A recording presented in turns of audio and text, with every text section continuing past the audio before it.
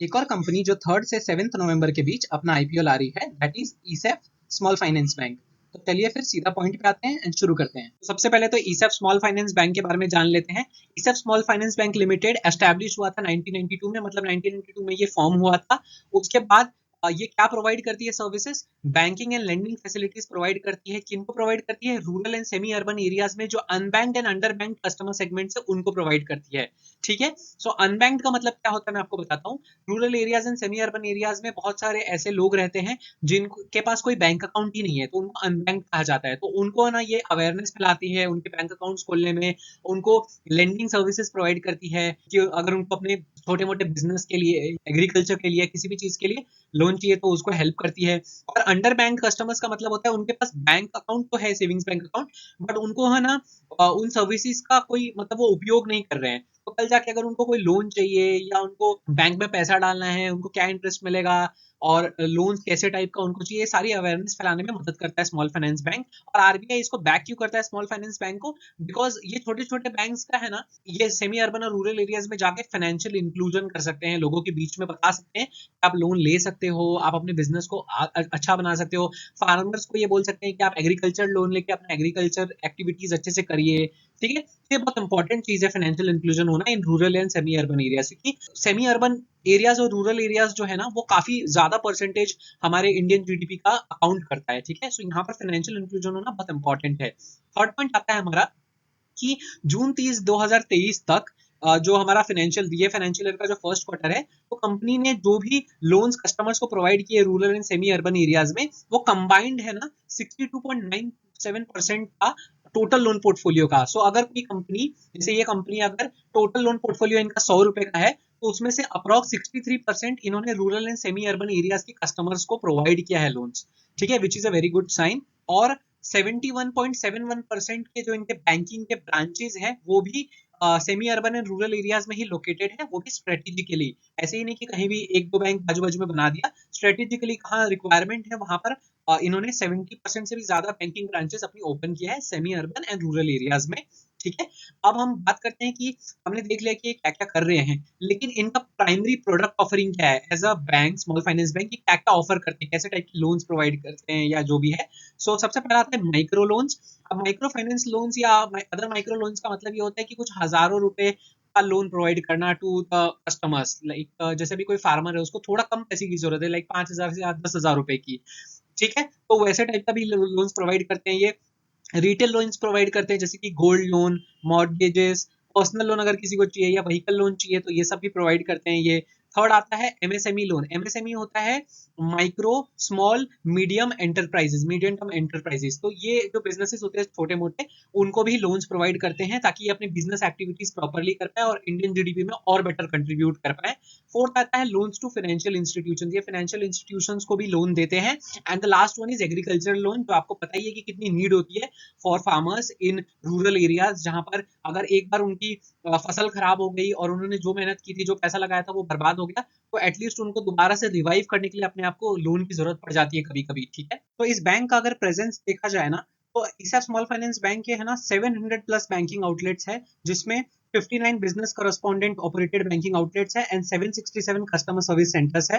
अब इसका मतलब मैं आपको समझा देता हूँ कि ईसा स्मॉल फाइनेंस बैंक के ऑल ओवर इंडिया 700 से भी ज्यादा बैंकिंग आउटलेट्स हैं। ठीक है, और उसमें से भी 59 business correspondent operated banking outlets है। इसका मतलब ये होता है कि बैंक जहां नहीं पहुंच पा रही है, एकदम समझो गांव खेड़ा है जहां पर बैंक नहीं पहुंच पा रही है, वहां पर कोई इंडिविजुअल या फिर कोई कंपनी बैंक के बिहाफ पे बैंकिंग सर्विसेज जब प्रोवाइड करेगा, ऑब्वियसली बैंक उसको अथॉरिटी दे रहा है, तो वो 59 बिजनेसेस ऐसे हैं।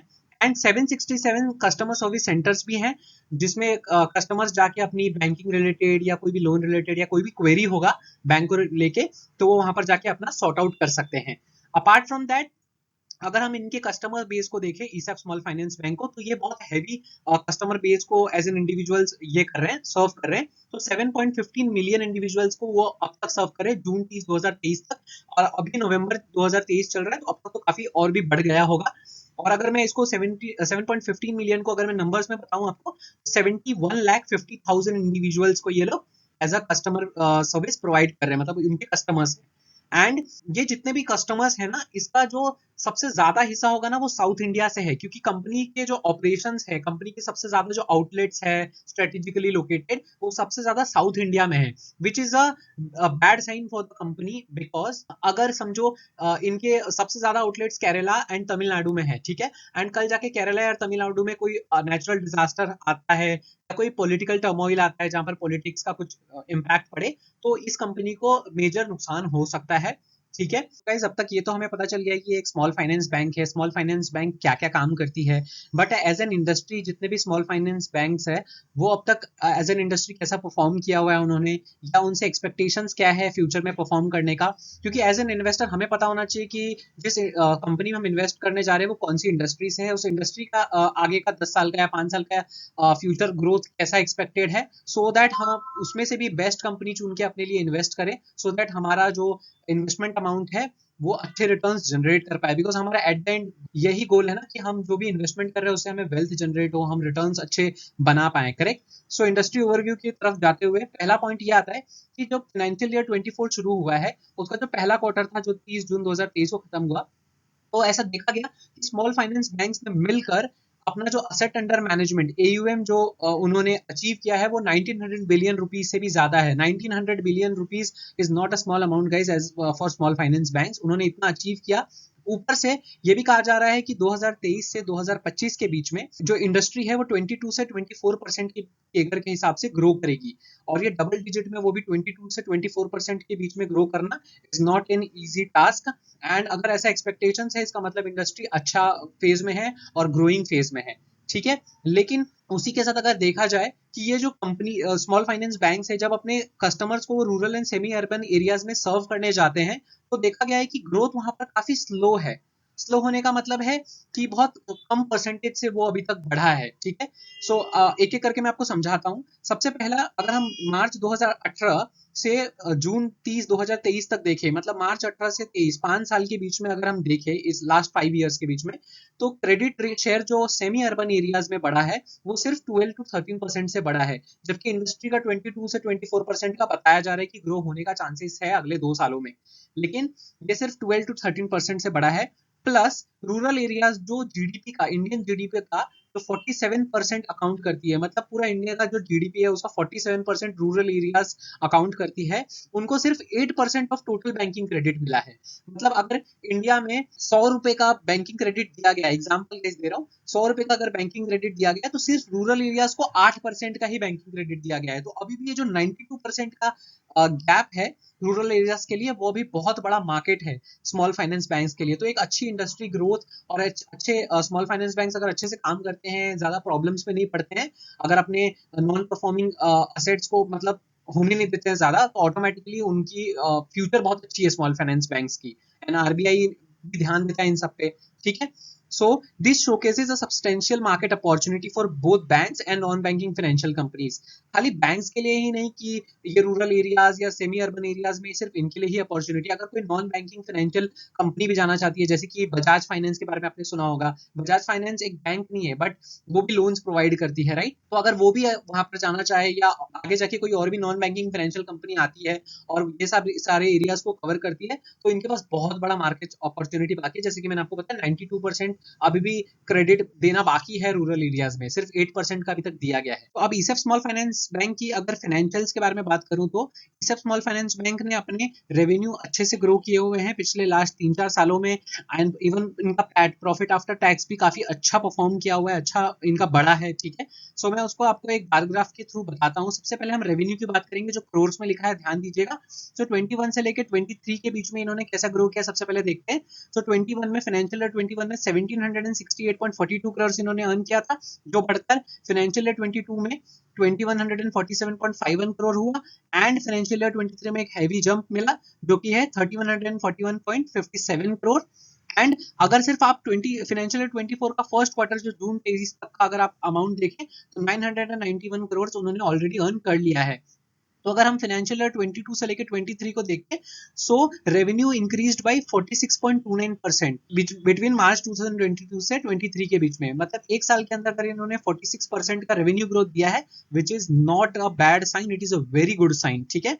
अपार्ट फ्रॉम दैट अगर हम प्रॉफिट आफ्टर टैक्स की बात करें, प्रॉफिट आफ्टर टैक्स का मतलब होता है कि जितना भी इन्होंने रेवेन्यू अर्न किया, उसके बाद जो इन्होंने एक्सपेंसेस किया, रेवेन्यू से जब एक्सपेंसेस माइनस हो जाता है तो फिर आता है एबिटा, उसके बाद ये इंटरेस्ट, डिप्रिसिएशन, टैक्स वगैरह सब भर भर के आफ्टर दैट वो आता है प्रॉफिट आफ्टर टैक्स। ठीक है, सो इनका फाइनेंशियल ईयर 21 में 105.3 करोड़ इन्होंने कमाया था, जो कि गिरा फाइनेंशियल ईयर 22 में जो 54.73 करोड़ हुआ, एंड फिर उसके बाद बहुत हेवी जंप मिला जो कि है 302.33 crore in financial year 23। And अगर हम सिर्फ फाइनेंशियल ईयर 24 जो ये साल का फाइनेंशियल ईयर चल रहा है उसका जो सिर्फ फर्स्ट क्वार्टर का अगर हम प्रॉफिट देखें तो वो 129 करोड़ ऑलरेडी आ चुका है और अभी भी 3 क्वार्टर आना बाकी है।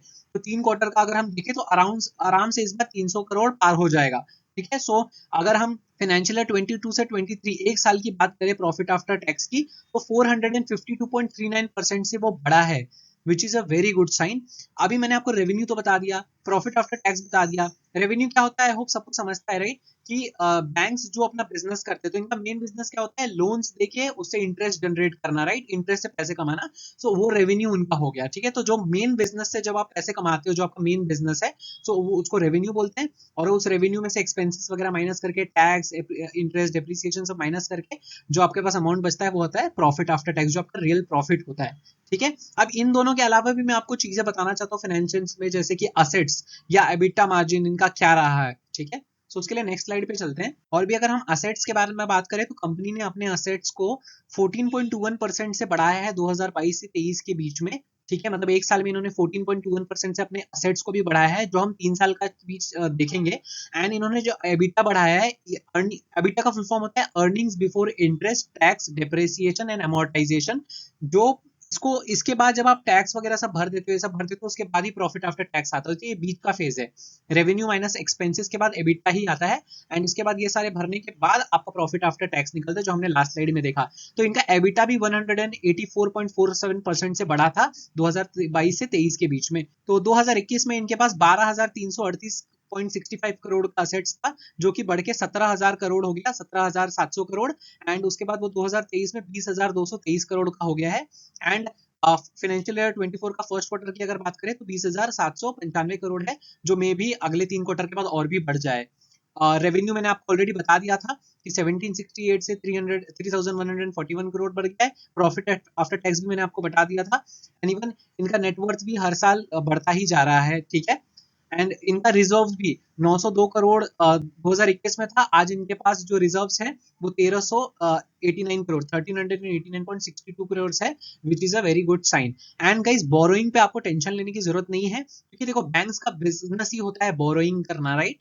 उनका बोरोइंग से ही काम चलता है। तो अगर उनकी बोरोइंग बड़ी भी है तो कोई फर्क नहीं पड़ता, क्योंकि उनके पास अच्छे खासे रिजर्व्स है, वो प्रॉफिट जनरेट कर रहे हैं, तो कोई उनको ज्यादा इशू नहीं आना चाहिए। इवन उनका असेट्स भी आराम से 20,000 प्लस करोड़ का है। ठीक है, 21,000 करोड़ का है, तो अगर कोई भी उनको इतना इश्यूज आएगा नहीं। कुछ पॉजिटिव पॉइंट्स और नेगेटिव पॉइंट्स के बारे में भी हम आगे बात करेंगे इस बैंक के बारे में, सो दैट आप एक प्रॉपर डिसीजन ले पाए कि आपको इस आईपीओ में अप्लाई करना है कि नहीं, या फिर आगे इसको होल्ड करके आपको रखना है कि नहीं। तो अब हम बात करने वाले हैं कि ईसएफ स्मॉल फाइनेंस बैंक कितने पीई रेशियो पे लिस्ट करने जा रहा है अपने आप को। ठीक है, एंड इनका इंडस्ट्री पीई क्या चल रहा है। तो अगर हम ईसएफ स्मॉल फाइनेंस बैंक लिमिटेड का पीई रेशियो देखें तो 8.91 है, एंड इंडस्ट्री पीई चल रहा है 94.74, मतलब काफी अच्छे वैल्यूएशन पे, मतलब काफी अच्छे पी रेशियो पे लिस्ट करने जा रहा है। एंड इजीली इसमें इन्वेस्ट किया जा सकता है, क्योंकि ये कुछ ज्यादा महंगा आपको पड़ नहीं रहा है। ठीक है, अगर इनके कॉम्पिटिटर्स को आप देखो, जैसे कि सूर्योदय स्मॉल फाइनेंस बैंक लिमिटेड, इनका पी रेशियो 22 चल रहा है। क्रेडिट एक्सेस ग्रामीण लिमिटेड का 26 चल रहा है। स्पंदना स्फूर्ति फाइनेंशियल लिमिटेड का 471 चल रहा है। इक्विटा स्मॉल फाइनेंस बैंक का 21.51 चल रहा है। उज्जीवन स्मॉल फाइनेंस बैंक का 9.81 चल रहा है। गाइस, ये एग्जैक्ट लेटेस्ट वाले नहीं है पी रेशियो इन कॉम्पिटिटर्स के, ये मार्च 31 2023 तक है। तो आप सोच रहे होंगे कि ये पी रेशियो होता क्या है, तो जिनको नहीं पता उनके लिए मैं बता दूं, पी रेशियो का मतलब होता है प्राइस टू अर्निंग्स रेशियो। इसका मतलब होता है कि समझिए आप 1 रुपए के अर्निंग के लिए कितना रुपए इस शेयर के बदले देने को रेडी हो। तो समझिए रिलायंस का स्टॉक 40 पी पे चल रहा है। ठीक है, 40 पी, मतलब आप 40 रुपए देने को रेडी हो शेयर खरीदने के लिए, 1 रुपए अगर रिलायंस आपको कमा के दे रही है उस शेयर के बदले। तो ठीक है, अगर कोई स्टॉक 80 पी पे चल रहा है, मतलब आप उस स्टॉक को खरीदने के लिए 80 रुपए देने को रेडी हो। ठीक है, 1 रुपए के अर्निंग के लिए। सो ऐसा नहीं होता है कि अगर कोई हाई पी वाला स्टॉक है मतलब वो बहुत महंगा है। कभी कभी क्या होता है ना कि हाई पी वाला स्टॉक इसलिए भी महंगा होता है क्योंकि मार्केट को, स्टॉक मार्केट को, मतलब जितने भी लोग हैं मार्केट में, उनको पता है कि ये स्टॉक को अगर महंगा भी खरीद रहे हैं तो भी इसकी अर्निंग पोटेंशियल, इसकी ग्रोथ इतनी ज्यादा हो सकती है आगे जाके कि हमें अच्छा खासा रिटर्न्स जनरेट करके दे सकता है। And on the other hand, low P ratio वाला स्टॉक ऐसा नहीं है कि वो सस्ता है। हो सकता है कि मार्केट है ना, उसको अभी वो वैल्यूएशन देना ही नहीं चाहती है अच्छा पी का, क्योंकि उनको ऐसा बिलीव हो रहा है कि कंपनी उतना अच्छा जनरेट करके नहीं दे सकती है अगले 5 साल में या 10 साल में रिटर्न्स। ठीक है, सो ये सिंपल फंडा है पी रेशियो का। तो ईसएफ स्मॉल फाइनेंस बैंक एक अच्छे डिसेंट पी रेशियो पे लिस्ट करने जा रहा है। 8 पॉइंट अपना लाया है आईपीओ 8.91 पे, और इंडस्ट्री पी 94.74 है, ताकि जो कि बहुत बड़ा ह्यूज बोलते हैं ना डिफरेंस है। ठीक है, एंड ये कंपैरिजन हमने इसलिए किया है सो दैट आपको पता चल सके कि पीयर टू पीयर कंपैरिजन में भी जो अपने ईसएफ अपने कॉम्पिटिटर्स के साथ भी अगर पी रेशियो में कंपैरिजन कर रहा है तो भी डिसेंट ही लग रहा है, कोई खराब पी रेशियो नहीं है। Objectives of the issue, so guys कभी भी कोई भी आईपीओ में अप्लाई करने से पहले उसके ऑब्जेक्टिव को जानना बहुत जरूरी है कि वो आईपीओ ला क्यों रहे हैं, वो पैसा रेज करने की कोशिश क्यों कर रहे हैं। ठीक है, क्या वो ट्रबल में आ चुके हैं या नॉर्मल चीजों के लिए ही पैसा रेज कर रहे हैं। तो अगर हम ईसएफ स्मॉल फाइनेंस बैंक के ऑब्जेक्टिव को देखें कि वो क्यों पैसा रेज करना चाह रहा है, तो उन्होंने 4 रीजन दिए हैं अपने डीआरएचपी में। ठीक है, सो पहला है to meet the capital requirements augmenting the tier 1 capital base. इसका मतलब होता है कि जैसे अभी उनको अपना बिजनेस रन करने के लिए उनके पास पैसा होना जरूरी है, राइट, ताकि वो लोन्स प्रोवाइड कर पाए लोगों को। सो वो ना अपने ना सेविंग्स में ना और पैसा ऐड करना चाहते हैं ताकि वो अपना बिजनेस सेफली रन कर पाए। ठीक है, सेकंड पॉइंट है to fund the growth of lending activities. अगर आपको ज्यादा से ज्यादा लोन लोग जिनको ज्यादा मतलब लोन्स की जरूरत है, अगर आप उनको लोन देना चाहते हो तो आपके पास खुद से पहले पैसा होना चाहिए ना खुद के पास। तो इसी वजह से वो पैसा रेस कर रहे हैं सो दैट वो अपने पास उतना पैसा रखें, सो दैट अगर लोगों को लोन देना पड़े जिनको चाहिए तो इजीली आराम से सबको लोन प्रोवाइड कर सकते हैं। Third is general corporate purposes. मतलब अब ये जनरल कॉर्पोरेट पर्पसेस का मतलब होता है एक बैंक को चलाने के लिए एम्प्लॉइज को पैसा देना जरूरी है, असेट्स खरीदना पड़ता है, एंड बहुत सारे छोटे मोटे खर्चे होते हैं, राइट। सो उसको प्रॉपरली फंक्शन करने के लिए भी वो पैसा रेस कर रहे हैं। एंड द चौथा पॉइंट है to comply with regulatory requirements on capital adequacy prescribed by the RBI. अभी आरबीआई ने ना सारे बैंक के लिए ना कुछ रूल सेट किए हुए हैं कि आपके पास इतना पैसा होना ही चाहिए अगर आपको ये बिजनेस रन करना है प्रॉपरली। तो वो जो रिक्वायरमेंट है ना, रेगुलेटरी रिक्वायरमेंट, वो फुलफिल करने के लिए भी ये पैसा रेस कर रहे हैं ताकि वो रिक्वायरमेंट अचीव कर ले। मतलब समझिए अगर बैंक, आरबीआई बोल रहा है, एग्जाम्पल दे रहा हूँ गाइस, अगर आरबीआई बोल रहा है कि आपके पास 1 लाख करोड़ रुपए होना चाहिए ये बिजनेस करने के लिए, और आपके पास अभी थोड़ा पैसा कम पड़ रहा है, तो आप पैसा रेस करके उसको वापस से उतना मेंटेन करने की कोशिश कर रहे हो। सो ये रीजन है, तो इसमें कोई भी ऐसा रीजन नहीं है जो अलार्मिंग है कि हमें ये आईपीओ में अप्लाई नहीं करना चाहिए या करना चाहिए। ठीक है, तो अब बात करते हैं सबसे इंपॉर्टेंट चीज की तरफ जो आप अब से वेट भी कर रहे होंगे, आईपीओ डिटेल्स की तरफ। सबसे पहले मैं आपको बताना चाहूंगा कि ये आईपीओ एनएससी एंड बीएसई दोनों पे लिस्ट होने वाला है। आईपीओ का जो साइज है वो 463 करोड़ का है। अगर मैं उसको इक्विटी शेयर्स में देखूं तो 7 करोड़ 71 लाख 66,667 इक्विटी शेयर्स को वो देने वाले हैं मार्केट में। एंड एक एक शेयर का फेस वैल्यू 10 रुपए होने वाला है, स्टार्टिंग में इतने होता है।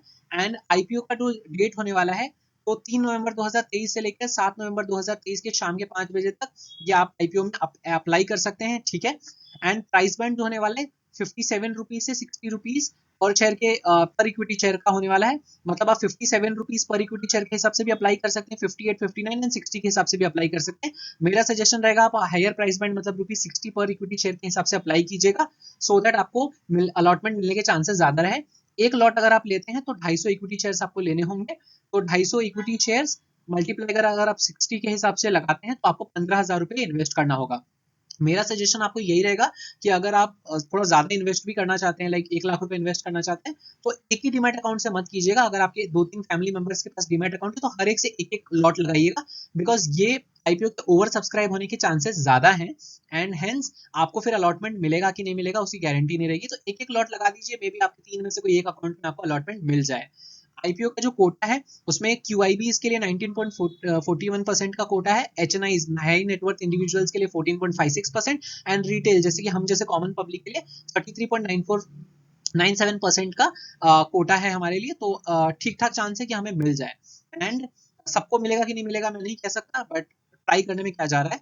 ठीक है, एंड अगर 7 तारीख को जैसे ये बंद हो रहा है, आईपीओ बंद हो रहा है, तो आपको किस दिन मिला कि नहीं मिला ये आईपीओ, लगा कि नहीं लगा, वो आपको अलॉटमेंट डेट पे पता चलेगा जो कि है 10 नवंबर 2023 को। तो 10 नवंबर 2022 को आप बहुत सारे वेबसाइट पे चेक कर पाएंगे अपना पैन नंबर डाल के कि आपको ये अलॉटमेंट मिला कि नहीं। जिनको भी अलॉटमेंट मिल जाता है उनके अकाउंट से अमाउंट डिडक्ट हो जाएगा, एंड जिनको भी अलॉटमेंट नहीं मिलता है उनको 13 नवंबर को उनके अकाउंट में जो पैसा ब्लॉक हुआ रहता है वो रिलीज कर दिया जाएगा। तो समझिए आपने एक लॉट लगाया था अपने डीमैट अकाउंट में थ्रू योर आईसीआईसीआई बैंक, ठीक है। मैं कोई प्रमोट नहीं कर रहा आईसीआईसीआई बैंक को, मैं बस बता रहा हूँ कि आईसीआईसीआई बैंक से आपने लगाया था तो 15,000 आईसीआईसीआई बैंक ने उधर ब्लॉक करके रखा हुआ था। अगर आपको अलॉटमेंट नहीं मिला तो वो जो अमाउंट ब्लॉक है वो आपको अकाउंट में रिलीज हो जाएगा। कभी भी कटता नहीं है पैसा, याद रखिएगा, सिर्फ आपको वो अमाउंट ब्लॉक होता है। अगर आपको अलॉटमेंट मिला तो उस दिन फिर वो पैसा कट के कंपनी के पास चला जाता है, नहीं तो आपके पास रिलीज हो जाता है, ये ध्यान में रखिएगा। और अगर आपको आपका अमाउंट समझिए डिडक्ट हो गया तो आपको शेयर्स कब आ जाएंगे डीमेट अकाउंट में, 15 नवंबर को आपको शेयर्स आ जाएंगे। एंड 16 तारीख को उसकी लिस्टिंग डेट है, 16 नवंबर को पता चलेगा कि वो स्टॉक कैसा परफॉर्म करने वाला है या किस प्रॉफिट के साथ लिस्ट हुआ या डिस्काउंट लिस्ट हुआ। और अगर अच्छा खासा इन्वेस्टर्स का सपोर्ट मिला तो एक लिस्टिंग गेन की भी एक्सपेक्टेशंस आप रख सकते हैं। अब बात करते हैं कंपनी की स्ट्रेंथ एंड वीकनेस की तरफ। तो स्ट्रेंथ में जो पहला पॉइंट है वो है कि कंपनी का है ना बहुत ही ग्रेट अंडरस्टैंडिंग है माइक्रो लोन सेगमेंट के ऊपर, जिसके वजह से ही आज इनका बिजनेस 1992 से अब तक इतना बड़ा हो पाया है और इतना बेटर बन पाया है, और वो आगे भी ग्रो होता रहेगा बिकॉज इनका माइक्रो लोन सेगमेंट की तरफ बहुत ही अच्छा एक्सपर्टीज है। सेकंड पॉइंट ये है कि इनका है ना मेन फोकस जो है वो rural and semi urban banking franchises के ऊपर ज्यादा रहता है। एंड पिछले कुछ सालों में डिपॉजिट ग्रोथ भी काफी इनकी अच्छी रही है, जिसमें आज इनके रिटेल डिपॉजिट 90% से भी ज्यादा के हैं। एंड इनके मैनेजमेंट टीम भी काफी क्वालिफाइड एंड एक्सपीरियंस्ड है। एंड लास्ट पॉइंट आता है कि कंपनी के पास है ना टेक्नोलॉजी ड्रिवन मॉडल है, और इनके पास डिजिटल टेक्नोलॉजी प्लेटफॉर्म भी है जो इजीली क्या होता है कस्टमर्स को फटाफट सर्विस देने में अच्छा है। ज्यादा कस्टमर को वेट नहीं करना पड़ता है, 1-2 दिन का, 3 दिन का। टेक्नोलॉजी की वजह से, अच्छा टेक्नोलॉजी होने की वजह से जल्द से जल्द उनका काम हो पाता है। अब बात करते हैं चैलेंजेस एंड रिस्क जो इस बैंक को फेस करना पड़ता है या पड़ सकता है इन फ्यूचर भी। सबसे पहला पॉइंट इसमें आता है, कंपनी बहुत ही हाईली डिपेंडेंट है माइक्रो लोन सेगमेंट की तरफ। भले ही इनका एक्सपर्टीज बहुत अच्छा है इस सेगमेंट में, लेकिन क्या होता है इससे इनके अनसिक्योर्ड एडवांसेस, अनसिक्योर्ड लोन्स जो है वो बहुत हाई है। एंड इसको अगर रिकवर नहीं कर पाते हैं वो टाइम पे, तो ये डायरेक्टली इनके बिजनेस को इम्पैक्ट करेगा। ठीक है, तो इस पे उनको ध्यान रखना होगा कि वो जो भी लोन्स दे रहे हैं वो रिकवर भी कर लें दोबारा। ठीक है। फिर थर्ड पॉइंट आता है कि रिजर्व बैंक ऑफ इंडिया जो है आरबीआई है, उन्होंने कुछ terms and conditions, rules and regulations बनाए हुए हैं सारे banks and small finance banks के लिए। तो अगर वो उसमें से कोई भी रूल ब्रेक करते हैं या कोई चीज फॉलो नहीं करते हैं तो आरबीआई इनके ऊपर सैंक्शन लगा सकता है, इवन इनको पेनल्टी भरना पड़ सकता है, which will be a bad image on the company. ठीक है, एंड इनका वैल्यूएशन डाउन जा सकता है। फिर फोर्थ पॉइंट आता है कि इनका जो बिजनेस है वो ज्यादा कॉन्सेंट्रेटेड है साउथ इंडिया में। मैंने आपको पहले भी बताया था कि केरला एंड तमिलनाडु में इनका बिजनेस सबसे ज्यादा है, वहां पर ही इनके सबसे ज्यादा ब्रांचेस है। ठीक है, वहां पर ही इनके सबसे ज्यादा कस्टमर्स है। तो कल जाके अगर केरला या तमिलनाडु, साउथ इंडिया में कभी कुछ नेचुरल डिजास्टर आता है या फिर पॉलिटिकल टर्मोइल होता है तो क्या होगा, इस बिजनेस को काफी ज्यादा इश्यूज फेस करने पड़ सकते हैं। ठीक है। एंड केरला एंड तमिलनाडु के rural and semi urban areas में ये जो कस्टमर्स को रीच आउट करने का कॉस्ट भी जो है ना इनको बहुत ज्यादा फेस करना पड़ता है, हाई कॉस्ट है, जिसकी वजह से बिजनेस को चैलेंजेस फेस करने पड़ते हैं। इसके साथ मैं आपको एक और चीज बताना चाहता हूँ कि कंपनी का प्रेजेंस है ना बिहार, उत्तर प्रदेश, वेस्ट बंगाल, उड़ीसा, राजस्थान, ये सब जगह ज्यादा नहीं है। जबकि जबकि ये सबसे ज्यादा बोलते हैं ना टॉप लोकेशन माना जाता है माइक्रो फाइनेंसिंग लोन्स के लिए। सो अगर कंपनी यहाँ पर अपने ब्रांचेस थोड़ा ज्यादा ओपन करे तो उनको ज्यादा फायदा हो सकता है ये एरियाज के थ्रू। ठीक है। And lastly, non performing advances can be a burden for the company. अगर जैसे मैंने आपको बताया अनसिक्योर्ड एडवांसेस ज्यादा है, अगर वो उसको रिकवर नहीं कर पाते हैं तो वो एक नॉन परफॉर्मिंग एडवांस बन जाएगा। ठीक है, एंड वो बर्डन बन जाता है कंपनी की तरफ। ठीक है, क्योंकि अगर वो लोन दे रहे हैं और वो रिकवरी नहीं कर पा रहे तो that becomes N NPA for, and it will be a burden for the company which is not good for the growth of the company also. तो मैंने अब तक आपको सारी चीजें बताई, वीकनेसेस क्या है कंपनी की, स्ट्रेंथ्स क्या है, फाइनेंशियल्स क्या है, कौन से पी रेशियो पे ये लिस्ट होने जा रहा है, इंडस्ट्री पी क्या है, इनके कॉम्पिटिटर्स का पी क्या है, ये as an industry small finance banking का जो इंडस्ट्री है वो किस हिसाब से ग्रो होने वाला है, क्या प्रॉब्लम्स आ सकती है, क्या अच्छी चीजें हैं इस कंपनी के लिए, क्या अच्छी चीजें और बुरी चीजें हैं। सो ये सारी चीजें जानने के बाद अब अगर आप चाहें तो आप अपने एक डिसीजन बना सकते हैं कि आपको इस आईपीओ में इन्वेस्ट करना है कि नहीं करना है। ठीक है, अगर इस आईपीओ को अच्छा रिस्पॉन्स आता है सब्सक्राइबर्स की तरफ से, मतलब कस्टमर्स की तरफ से, obviously it will be a good thing for company, और कंपनी एक लिस्टिंग गेन भी दे सकती है ऑन द लिस्टिंग डे। अब आप प्रॉपर्ली अपना एक डिसीजन बना सकते हैं। मैं आपको नहीं बताऊंगा कि आपको इन्वेस्ट करना चाहिए कि नहीं करना चाहिए, आपको इस वीडियो के थ्रू एक आइडिया खुद ब खुद लग जाएगा कि आपको करना है कि नहीं करना है। ठीक है, मैं आपका अपना एडवाइस दूंगा, कोई सेंस बनता नहीं है। एट द एंड ये आपके पैसे हैं, आपका फाइनेंशियल गोल्स है, आपका फाइनेंशियल कंडीशन है, मैं उसको नहीं होता हूँ कोई भी चेंज करने वाला, आप अपने हिसाब से चीजें देख सकते हैं। एटलीस्ट आप है ना हमारे चैनल पे आके एडुकेट होकर अपना खुद का डिसीजन ले पाएंगे, इंस्टेड ऑफ गेटिंग एडवाइस जो आपके लिए उतना काम का भी नहीं होगा। ओके, एंड अगर आपको ऐसे टाइप के वीडियोस पसंद आए हैं तो लाइक कीजिएगा, शेयर कीजिएगा, एंड फाइनेंस विद नोबिता को सब्सक्राइब करना मत भूलिएगा। और प्लीज कमेंट्स में लिखिए अगर आपको कोई और टाइप की वीडियोस चाहिए, कैसे टॉपिक्स पे आपको वीडियोस चाहिए, कुछ इश्यूज आपको फेस करने पड़ रहे हैं, तो मैं उसमें आपको रिप्लाई दे दूंगा आपके कमेंट्स में।